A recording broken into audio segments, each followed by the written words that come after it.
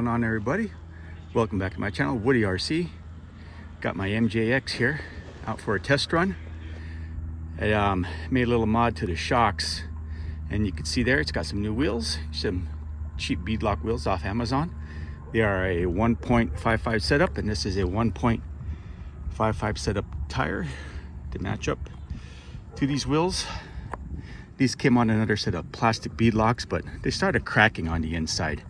You know, I was running this thing pretty hard on the trail, off and on the acceleration pretty hard up with it. So I decided to go with a stronger beadlock setup that wasn't going to break the bank, and these fit the bill. I thought they were going to be shiny, but they are a matte finish. They don't quite match up the blue on the rails, but you know, sometimes you got to say WTF and just go with it. And so what I did with this here, the shocks, not all of them, two of them were starting to leak pretty bad. You know, they're starting to puddle up on the bottom of the shock, so that's not a good sign. You know, when you see the shock eyelet here on the bottom, you know, where the screw goes into that mounts it, it starts looking really wet down there. That's not a good sign. You got to tear in the O-ring. And so only two of them were leaking bad, so I just rebuilt all of them. You know, had to improvise, and they come with two O-rings on the inside each, and those O-rings fit really tight around the shock shaft, and makes it, you know, for a stiff ride. You know, it should be a lot smoother than it is, you know, but those O-rings are so tight, probably to prevent leaking, but it was still leaking anyways. So I pulled one O-ring out of each shock, and I put a little shock washer that fit perfectly around the shock shaft and inside.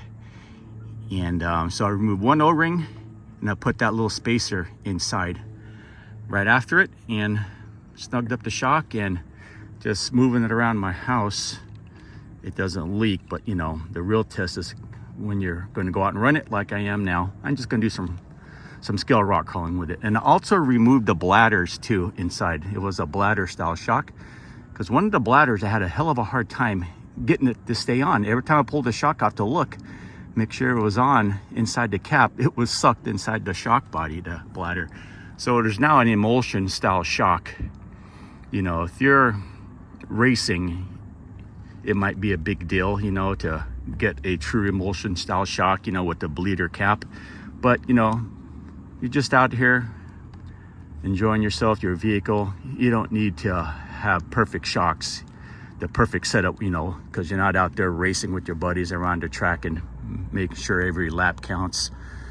You know, you're just out here crawling around. It works smooth, and yeah, I think it's going to be just fine. Sometimes we just got to make do with what we have, you know, in this hobby. But anyways, let's go test it out. One thing I can say, with one O-ring removed in each shock, it feels so much smoother and not as stiff. And I put 35 weight oil in here. I'm not sure what the stock oil is in these things, but it was a pretty stiff ride, you know, before this setup right here. I'm liking those rims though, man. Those beadlock wheels, they look pretty sharp on there.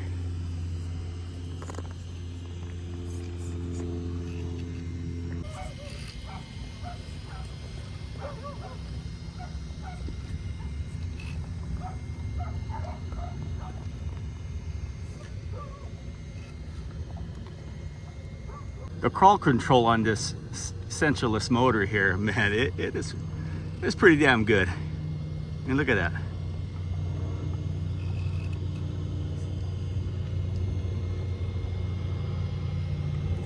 The suspension is articulating really smooth.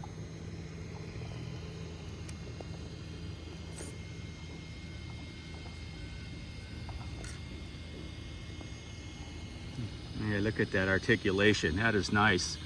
Yeah, the suspension setup is working good now.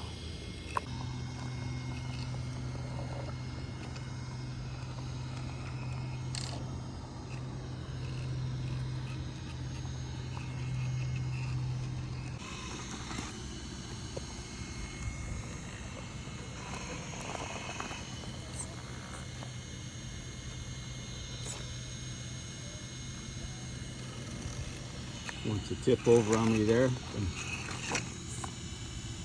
Move over to the left a little bit. Yeah. Oh man.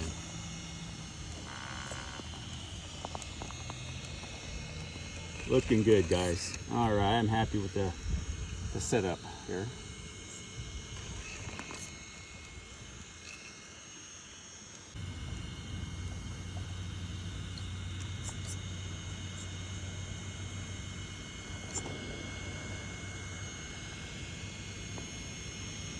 Look at that control. Amazing.